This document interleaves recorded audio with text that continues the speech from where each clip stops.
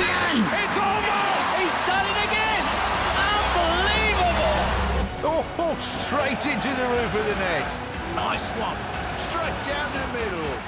So a good performance. Hi, you're watching Firstpost. I'm Rupha Ramani. Let's get started.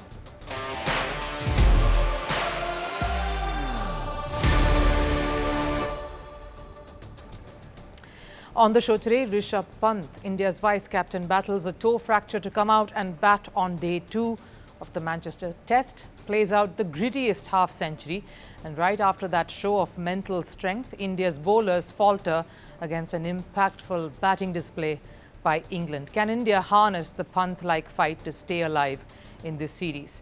Chess world has been taken by storm by 2 Indians. They'll face off for the very first time to be crowned World Cup champion. Koneru Humpy will face Divya Deshmukh in a battle of the ages. What does this mean for Indian chess, and what did Humpy have to surmount to get here? And Indian football is in the news for all the right and wrong reasons. They seem to have shortlisted some very promising candidates to coach the Indian national football team, the men's side. But they have also seemed to have rejected Xavi Hernandez application to coach the country. That move has the internet screaming. Stay on for more, but first, a look at the headlines on Sports 360. We'll start with cricket. India is set to host the Asia Cup scheduled to take place later this year. Sources say the event will take place in the UAE, with India playing their matches in Dubai. The decision was taken in the ACC meeting which took place in Bangladesh. BCCI Vice President Rajiv Shukla attended it virtually. Reports suggest the tournament will also see an India versus Pakistan clash. Pakistan registered a consolatory win over Bangladesh in the final T20 international, that of the series, by 74 runs. The visitors were put into bat first and they posted 178 for the loss of 7 wickets. Sahibzada Farhan top scored with 63. In reply, Bangladesh were bowled out for 104 as Salman Mirza picked up 3 wickets. Bangladesh won the series 2-1. In tennis, British star Emma Raducanu has entered the quarterfinals of the Washington Open. She defeated 4-time Grand Slam winner Naomi Osaka in straight sets. Raducanu will next face Maria Sakkari. Meanwhile, Venus Williams has been knocked out of the tournament. She suffered a straight set defeat to Magdalena Frech. This was Williams' first tournament in 16 months. In badminton, 17-year-old Unnati Hooda beat 2-time Olympic gold medalist PV Sindhu at the China Open. With the win, the teenager has now entered the quarterfinals. Hooda started off strong, pocketing the first. Sindhu bounced back in the second, but it was Hooda who held on in the final game to win the match 21-16, 19-21, 21-17. And former WWE superstar Hulk Hogan died at the age of 71. The pro wrestling icon passed away due to a cardiac arrest. Hogan, whose real name was Teddy Bollea, was the biggest WWE star. He was part of the main draw for the first WrestleMania in 1985 and began professional wrestling in 1977 with his last televised fight against Sting taking place in 2011.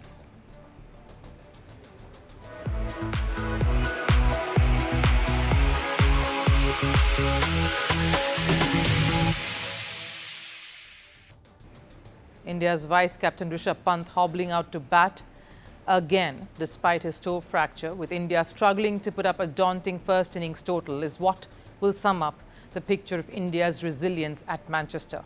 Now, it's been a hard test for India, and England's feistiness has made it more difficult to punch up.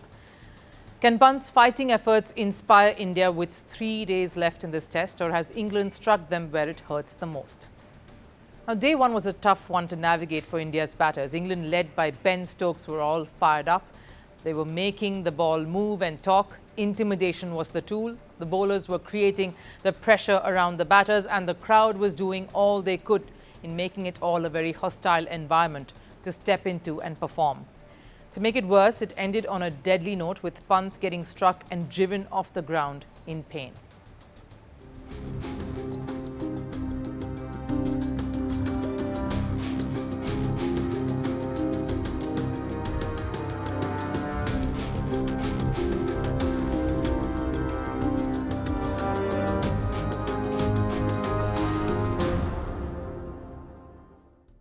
seems like it was the death knell for a team that's already battling so many injuries.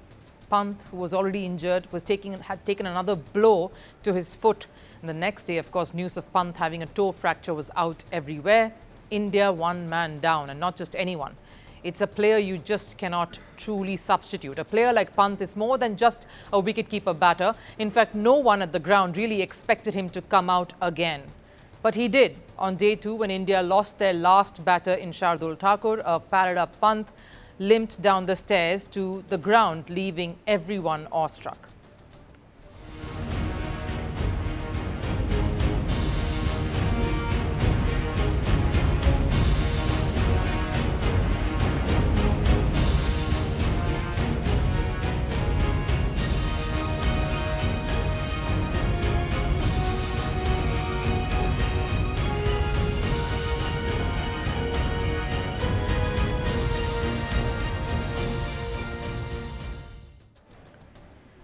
Pant's commitment, his desire to keep fighting and playing through the challenges is not new. He came out of a life-threatening accident just a couple of years ago to get back to international cricket, and that itself was an ordeal. He's endured failures and roadblocks of every kind. Captaincy was one at the IPL this year. Pant's battled physical ailments like no other. His teammates, in fact, say his threshold to withstand pain is immense. Rishabh Pant was in a lot of pain. We have seen him perform many amazing feats, and this was yet another remarkable achievement for the team today. Rishabh's positivity and grit help him endure his pain. His pain threshold is very high, so if he is in pain, it's a serious injury. And while he didn't stay out in the middle for too long, that 17 he added were crucial runs. That half century was an invaluable contribution to the team total, and that's what Test cricket truly is. It pushes you to a limits, makes it difficult for you even when you thought it couldn't get more demanding. It tests you like no other format ever has or ever will, and that's why this is the pinnacle of sport. Test cricket, and in England with a cauldron-like setting. And it's not just been him doing these acts across the sport. We've seen so many in the past. History is rife with acts of bravery and pushing the limits. That was Anil Kumble, of course, and that happened in 2002. He bowled with a broken jaw against West Indies, even picked up that wicket of Brian Lara. You had someone like Vihari. This was in 2021 against Australia. That hamstring injury really made it difficult for him to bat out there. But his partnership with Ashwin really made the difference and resulted in something very historic for India. Everyone knows about this. Yuvraj Singh playing through cancer during the World Cup in 2011, and of course being the player of the tournament where he really stamped his authority despite fighting something which none of us knew of till much later. Of course, when you're also speaking of Test cricket, you can't really forget Graeme Smith playing with a broken hand against Australia. This was back in 2009, and he played a gritty knock out there, leading from the front as captain. Shamar Joseph, very recently, 2024, playing with a broken toe. And of course, that was a historic moment because West Indies beat Australia and the Gabba was breached in that series. And of course, ending it with a shorter format nevertheless, but a heroic act by Shane Watson in an IPL final, playing with an injured knee, bleeding right through and getting across the line and getting his team, importantly, across the line. Come the moment, the best stand up and truly battle every possible adversary to deliver. Pant showed that tenacity to get out there again and face the music, knowing he was not fully fit to do so. But that sight of Pant coming out to bat again was important for India to get inspired by and England to watch. But by the end of the day, it felt like the resilience and fight ended with Pant. England batters in response stuck into the Indian attack. They showed no mercy as they pulverized the opposition and piled on the runs and the agony. Indian bowling attack looked tired and out of steam, and a contrast to the sheer fight we saw earlier with the bat. Can India harness that Pant-like resolve and fortitude to counter England's fire and try to force a reversal of fortunes at Manchester over the next 2 days? A lot rides on how India battles the mental game here and then showcase their skills. India is on the brink of making history. For the first time ever, the country will have a Women's World Cup champion. An all-Indian FIDE World Cup final is locked in. As veteran Koneru Humpy storms through to the last one, she'll face off teenager Divya Deshmukh, a true clash of two generations. After Divya's stunning run, now it's Humpy's turn that's grabbing the world's attention. Because like Divya, Humpy's journey is nothing short of legendary. A story that cements her as the undisputed queen of Indian chess. Humpy has been the torchbearer of the sport in India for years, India's highest ranked player and a consistent title contender. Her path to the final seemed smooth, cruising through the rounds, but the semi-final against N18G was a brutal test. 8 grueling games over 3 days, a chess marathon. But if anyone could handle it, it was Humpy, and much of that strength comes from her unique journey. Now, Humpy is no overnight star. By 16 in 2004, she had already claimed 3 national titles across Britain and India, breaking Judith Polgar's record as the youngest woman grandmaster at that time. She kept pushing forward until life put a pause on her momentum. In 2016, she stepped away to give birth and raise her daughter, a 2-year break in a sport where every second counts. Returning in 2018, Humpy faced a dramatically changed landscape. Earlier, only the top GMs had access to the best hardware. Now even the newest and youngest GMs are working with the kind of technology that a top 10 player has access to. It was the biggest change I noticed on my comeback. Any player you run into can surprise you with novelties. Post-comeback, her tournament appearances were limited, family first. Balancing motherhood with the tough demands of professional chess was never going to be easy. To stay on top, especially as an experienced player, you needed to be on the board, grinding it out with the new generation constantly. But Humpy didn't just manage. She adapted and became even more unstoppable of a force. She clinched the World Rapid title twice, dominated the Women's Grand Prix without a single loss, and was recognized as Indian Sportswoman of the Year in 2020. A couple of years later, she helped India secure a team bronze at the Chess Olympiad. And last year, she reclaimed the World Rapid crown. Now she stands on the cusp of a historic World Cup victory. Now, motherhood has clearly transformed her into Humpy 2.0, sharper, stronger, and deadlier. But the final is no walk in the park. That's not what it's going to be, because her opponent is a teenager just 11 years older than her own daughter. Divya Deshmukh, at just half of Humpy's age, is hungry and fearless. So no matter who wins, this final guarantees a moment that is undoubtedly going to go down in Indian chess history. This is one of the happiest moments for Indian chess fans. The title is coming to India for sure. In the final, it will be a tough game. Divya has played tremendously well in this whole tournament. And with 2 spots secured in the elite 8-player candidates event, one a mother fighting to keep her crown and the other a teenage prodigy ambitious to claim it, plus a crop of young stars rising up the ranks, 2025 is shaping up to be India's year for chess all over again. So the only thing to wait and see is which generation will cross the final hurdle.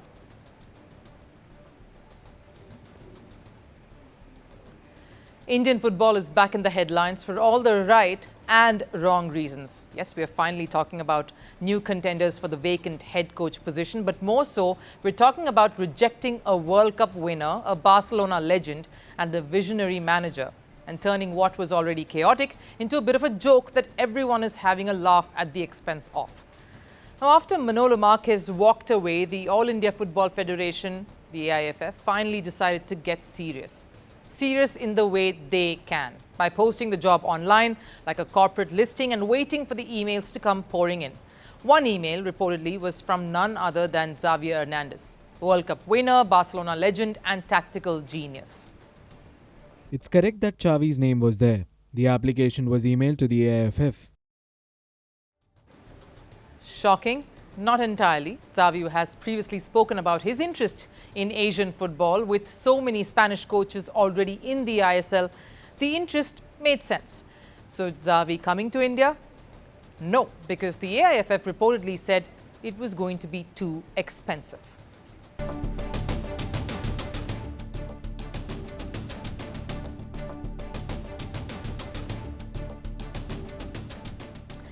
Think about it. You get an opportunity, an elite football brain showing interest here, and instead of seeing it as a game-changing opportunity, you back out before the conversation can even take place.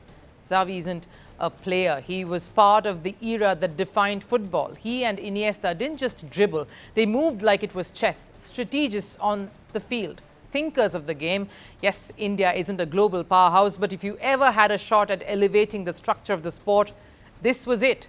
Instead, what followed was a social media meltdown with fans slamming AIFF, memes mocking the system, because sometimes it feels like the federation just doesn't get it.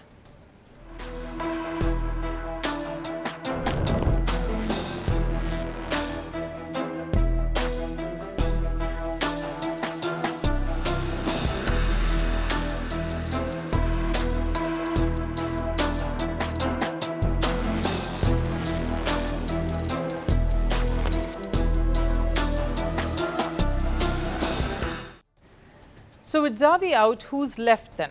The AIFF says it received around 170 applications and they've shortlisted 20, evenly split between Indians and foreigners, and now we're down to 3 top contenders.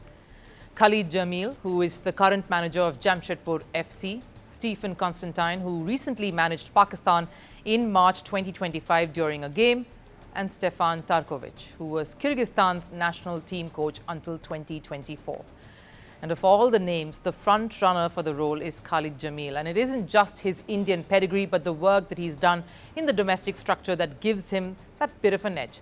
But let's break them all down for you. Now, Jamil knows the Indian football structure and everything inside out. He's lived it. In 2017, he scripted one of the biggest underdog stories, taking Aizawl FC to an I-League title. He's, of course, he later on proved his mettle in the ISL too.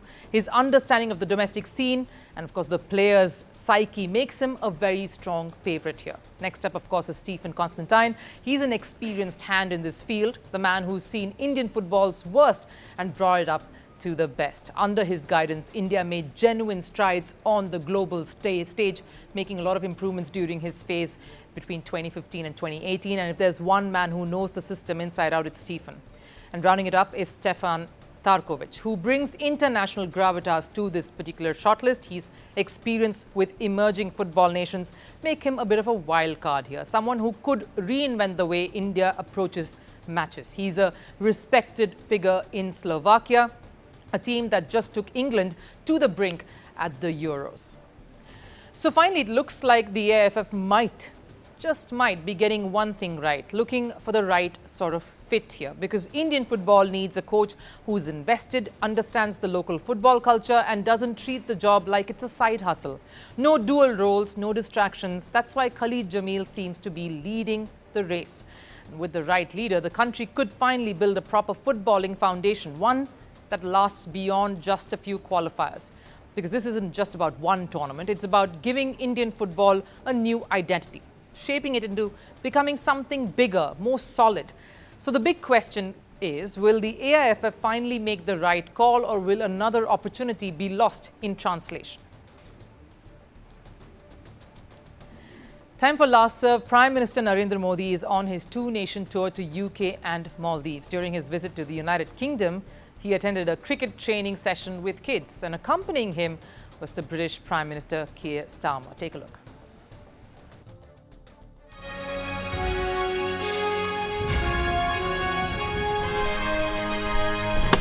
Yes!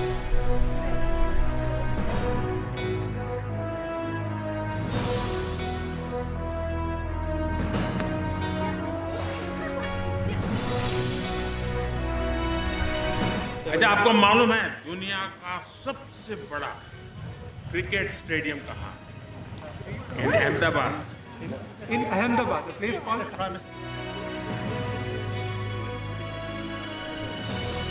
Thank you for this wonderful gift.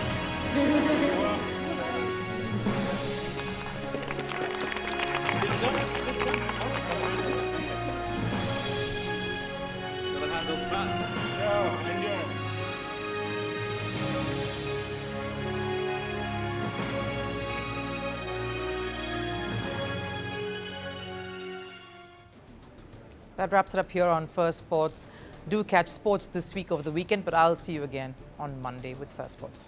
Bye-bye.